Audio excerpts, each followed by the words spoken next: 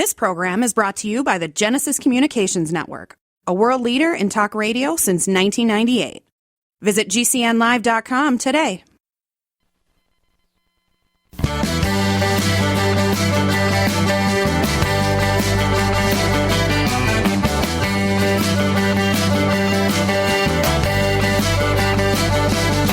Broadcasting and streaming live all across America. This is HomeTalkUSA with Michael King, where we will discuss topics pertaining to your home with industry-leading experts. Michael King is a licensed general contractor with more than 30 years of experience in home improvements and the author of Contracting with the King.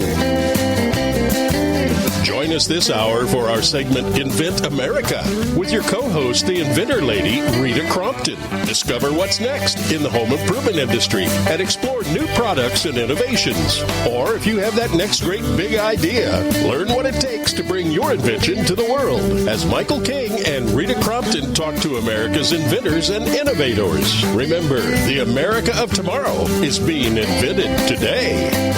We invite you to visit us at HomeTalkUSA.com, one of the best resources for home improvement information around today. Your best life begins with your best home, and there's no place like Home Talk. That's HomeTalkUSA.com. And now, we proudly present Invent America from the #1 home improvement radio program in the country, Home Talk USA, with your host, the Cajun contractor, Michael King, and his co-host, the Inventor lady, Rita Crompton. Hi, everyone. Today I am filling in for the King of Bayou Land, Michael King, and the father of Home Talk USA. So, Michael, I am hoping that you are getting all of that Christmas shopping done and those things taken care of, those extra Christmas things you said you were out and about to go do. So very happy to fill in for you, and filling in then on this segment with me is George Peters. He is an inventor from a couple of decades and is currently the president of New England Invents. And so, George, thanks so much for being with us today. Thank you for having me, Rita. Always a pleasure.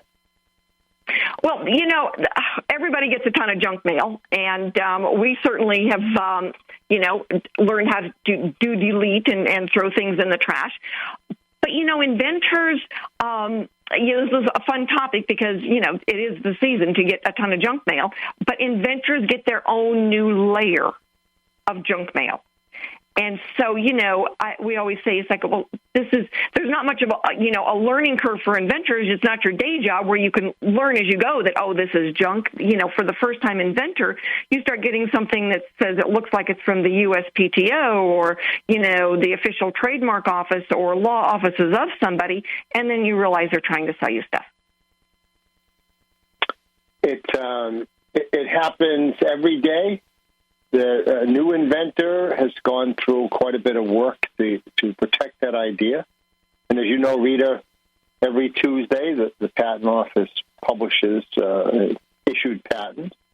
And by Wednesday, I know myself, by the following day, I was so excited that people were contacting me now that your name is public and trying to sell you everything. And to kind of work through all that, you've done a tremendous amount of work to get that patent, and now you have to really start thinking about protecting your money.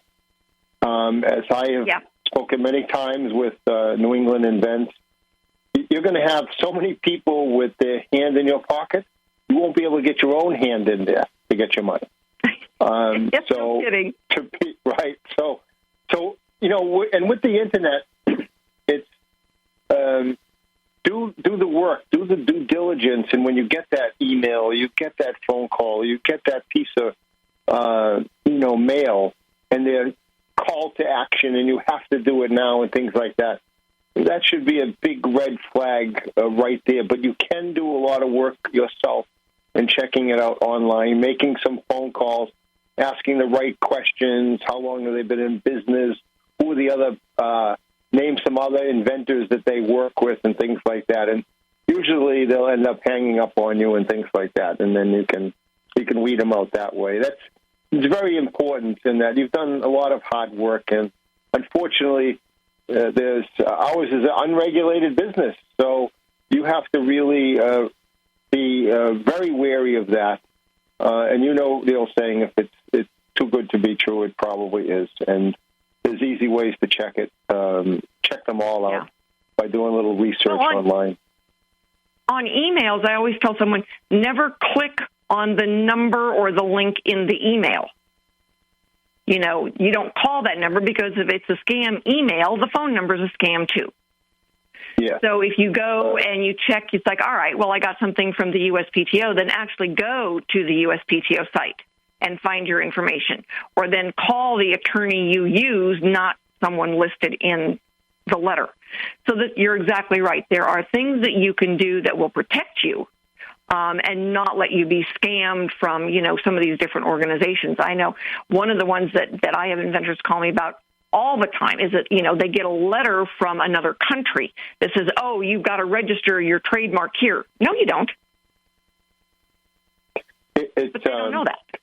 They prey on, they only have to do one thing, Rita, the fraudsters. All their job is, all day, is to get a few people to take the bait, and then they have a successful day. You know, they might make 50 calls, and they get 5 people to send money, and then they've made their quota. And just imagine a room full of 25, 50 people, 100 people making the same calls or sending out emails like that. And they're preying on people, inventors who are very excited. They, you know, people offering them help, or they have to protect something they don't really know how to protect. If you've used a patent attorney, your patent attorney will know when you have to file certain things. Your patent attorney will know what's legitimate or not. They're the ones that are charged with following, you know, when your fees are due for maintenance fees for your patent and things like that. So if you use the patent attorney, spend the hour with them saying, hey, what about this? And I'm sure they'll be able to certainly weed out the frauds for you very quickly.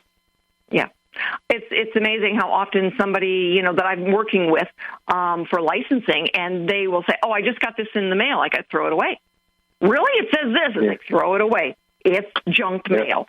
And, you know, being able to protect the inventors from being taken advantage of, it's one of the things that, you know, you and I have talked about for years. I know it's something that is near and dear to Michael's heart, and that's why we do Invent America, is to say, no, that's not a proper step. That is a scam. And a lot of times, you know, you're exactly right. When they're asking for money up front or that quickly, you have to pay for this, that is a scam. And there are, you know, people can call me, they can check in with their local inventor group, they can call their attorney. There's a lot of places where they can actually go and take a deep breath and get the right information. We certainly people contact us from even other countries because people want to bring their products into the United States or new inventors. We encourage them, you know, at New England Invents. We were basically born in the 1970s from a small group that wanted to see how they could help, see what this world of inventing was all about. We're one of the oldest in the country. We have a nonprofit now, newenglandinvents.org. Send us an email, call us, and we'll be able to direct you into the right place. Yeah, it's amazing, and it can be a little scary, and for some inventors that take the bait, it can destroy the whole process. They feel like they've been taken advantage of, and then they don't get, you know, possibly a very good and helpful product out because they were taken advantage of. So anyway, stick with us, everyone. We've got a couple of inventors on who are going to talk about their experience, and we want to send a shout out to Kicker Design, one of our sponsors. We are always grateful for their sponsorship and for their participation in the show. So if you need to get a prototype done, go to our website, HomeTalkUSA, and link to Invent America, or go to inventamerica.info, and you would be able to see Kicker Design on there with Addison Shelton. So stay with us, and we are going to be right back with Mike Sanerchia, and we're going to have him get the correct pronunciation of that name. George, thanks so much for being with us, and we will have you back on as we wrap this all up. Thank you, Rita. Always a pleasure.